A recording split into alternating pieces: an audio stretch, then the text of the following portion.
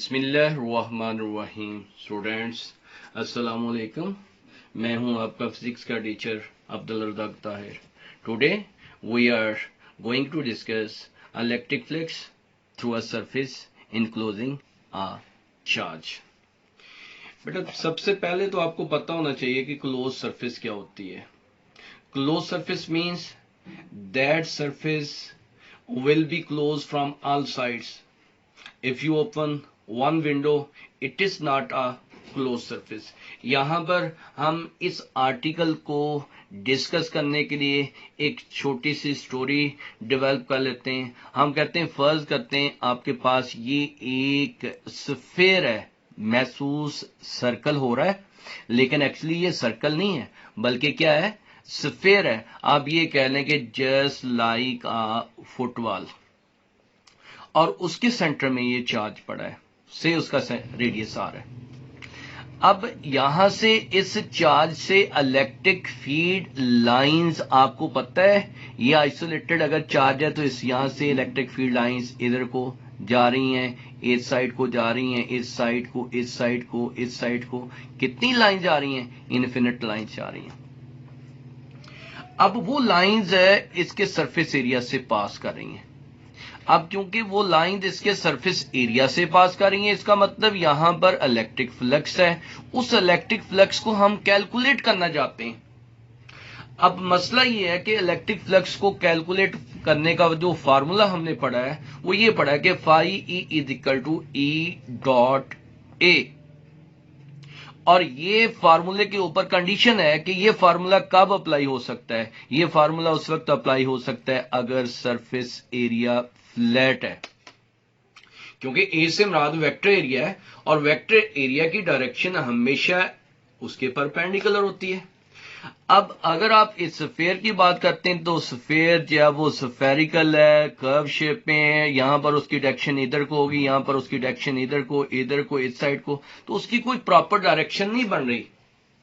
तो इसके लिए फिर हम ये कर लेते हैं कि थोड़ा सा एडिशनल काम कर लेते हैं कि ये जो आपके पास स्फेरिकल सरफेस है, जो आपके पास स्फेयर है, मैंने कहा जस्ट लाइक आ फुटबॉल, आप उसको छोटे छोटे पैचेस में डिवाइड कर लें, छोटे छोटे पार्ट्स में। आपने देखा होगा फुटबॉल के ऊपर भी छोटे छोटे पार्ट्स बने होते हैं, जैसे ये बना है जस्ट एक, ऐसे पूरी सरफेस के ऊपर आप इसको एन पैचेस में डिवाइड कर लें। इतने छोटे छोटे पैचेस में डिवाइड करें कि हर सरफेस का जो एरिया है वो फ्लैट हो जाए।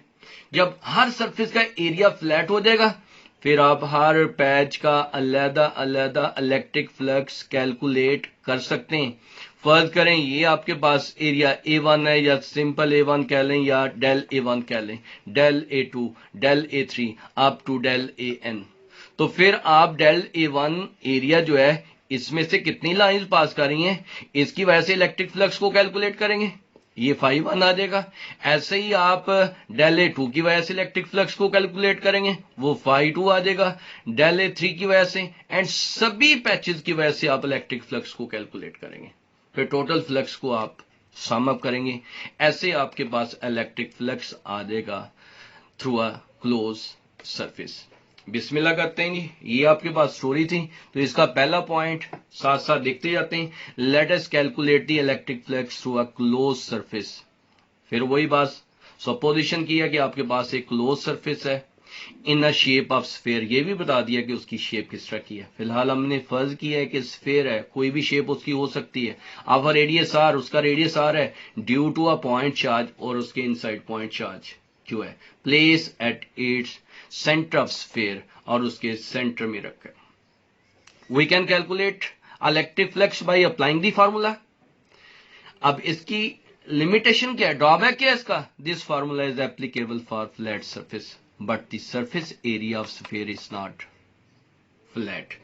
कहता है ये फार्मूला तो आप फ्लैट सरफेस के ऊपर अप्लाई कर सकते हैं, लेकिन जो आपने कंसिडर किया है, स्फीयर आपने कंसिडर किया है, जो स्फीयर है उसकी जो सरफेस है वो फ्लैट नहीं है बल्कि कर्व शेप में। For this reason the total surface area of sphere is divided into n small patches. Parts कह लें बेटा, with area of magnitude del A1, del A2, del A3 up to del A n. If n is very large, each patch would be a flat element of area. The corresponding vector area R, अगर vector area इसके corresponding के मुताबिक कितना आ रहा है, delta A1, delta A2, delta A3 and so on. Direction of each vector area, ये तो आपको पहले ही पता है, वेक्टर एरिया की डायरेक्शन हमेशा उसके परपेंडिकुलर होती है. The electric intensity at the centre of vector areas, delta E1 electric intensity कितनी होगी, E1 कंसिडर करेंगे, डेल A2 की, del E2 and E3 and so on. According to equation, phi is equal to E dot A, the total flux through a closed surface. अब दो method हैं, book वाले ने direct किया, आप इसको बाई पार्ट्स भी एक्सप्लेन कर सकते हैं. कैसे बेटा, फर्स्ट करें, आपके पास जो फर्स्ट वन पैच है, जो पहला पार्ट है, वो उसका एरिया जो है वो डेल A1 है, del A1 E dot del A1 E, del A1 E1 और डेल A1 के दरमियान एंगल कितना है, 0, क्योंकि उनकी डायरेक्शन सेम है. जैसे अब यहां पर देख लें बेटा, यहां पर E और वेक्टर एरिया की डायरेक्शन सेम है, तो इसका मतलब एंगल कितना बनेगा. ऐसे सभी पैचेस का आप ये कह लें कि एंगल कितना बनेगा, 0 ही बनेगा. अब यहां पर पैच 1 की वजह से इलेक्ट्रिक फ्लक्स इतना आ गया बेटा, 2 की वजह से सिमिलरली इतना आ जाएगा, similarly and so on. Delta phi n जो है वो किसकी इक्वल आ जाएगा, e n delta a n. तो टोटल फ्लक्स किसकी इक्वल आ जाएगा, phi E is equal to phi 1 plus phi 2 plus phi 3. सभी फ्लक्सेस को सम अप करेंगे, ये आगे वैल्यू. आगे कहता है because of spherical symmetry at the surface of sphere. आपको पता है फाई किसकी इक्वल है, 1/4 पाई, ई किसकी इक्वल है, 1/4 pi epsilon not Q over are square. गौर करें यहां पर बेटा, अगर ये चार्ज है तो चार्ज का यहां से लेकर यहां तक का फासला आर है, यहां तक कितना आर है, यहां तक आर है. अगर आर चेंज नहीं हो रहा तो आपको नहीं पता ई जो है वो आर के स्क्वायर के इनवर्सली प्रोपोर्शनल है. अगर आर कांस्टेंट है तो ई भी कांस्टेंट होगा. इसका मतलब यहां पर E1 है, E2 है, E3 है, सबकी वैल्यू जो है वो चेंज नहीं हो रही, इसलिए उसका नाम भी हम चेंज नहीं करेंगे. ई किसकी इक्वल आ गया, 1/4 pi epsilon not Q over are square. ये टोटल फ्लक्स आ गया आपके पास. तो टोटल फ्लक्स को सम अप करते हैं, ई की वैल्यू को रिप्लेस कर लेते हैं, किसके इक्वल आ गई है, ई को कॉमन ले लिया क्योंकि ई का नाम नहीं चेंज करना है. जब नाम नहीं चेंज किया तो फिर आपके पास ई किसके इक्वल आ गया, कॉमन.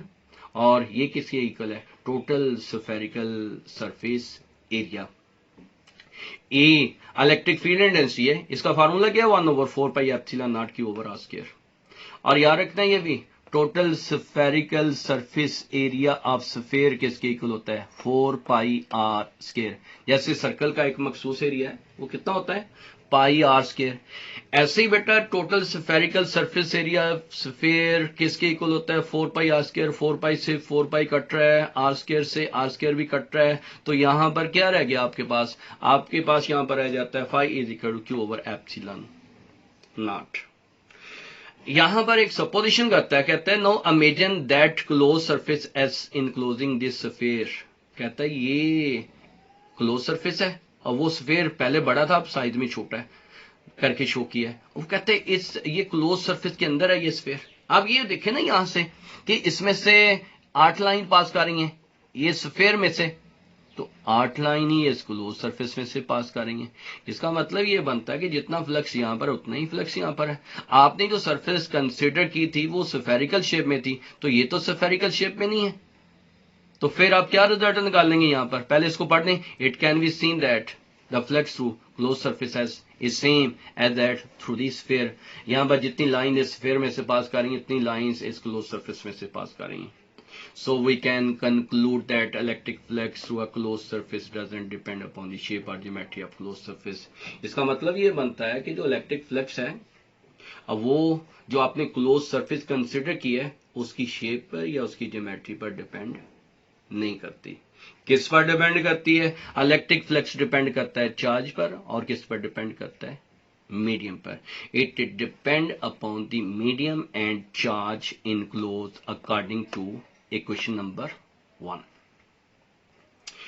छोटा सा पॉइंट बेटा और नोट करना है, इन केस ऑफ डाइलेक्ट्रिक ये बात पहले डिस्कस हुई है। Any insulator material place between this charges placed between the parallel plates, place between place inside a closed surface is known as dielectric. अब डाइलेक्ट्रिक रखने से क्या होगा, अगर आप डाइलेक्ट्रिक रखते हैं तो सरफेस के इनसाइड, तो बेटा फाई ई किसके इक्वल आ जाएगा, q over epsilon nought epsilon r. आप ये कह लें कि एप्सिलॉन आर की वैल्यू जो है वो, क्योंकि आपको पता है 1 से बड़ी होती है, इसका मतलब ये है कि अगर ये 1 से बड़ी है तो फाई ई की वैल्यू जो है वो पहले से क्या हो जाएगी, कम हो जाएगी। अल्लाह हाफिज बेटा, अल्लाह मियाँ खुश रखे आप लोग।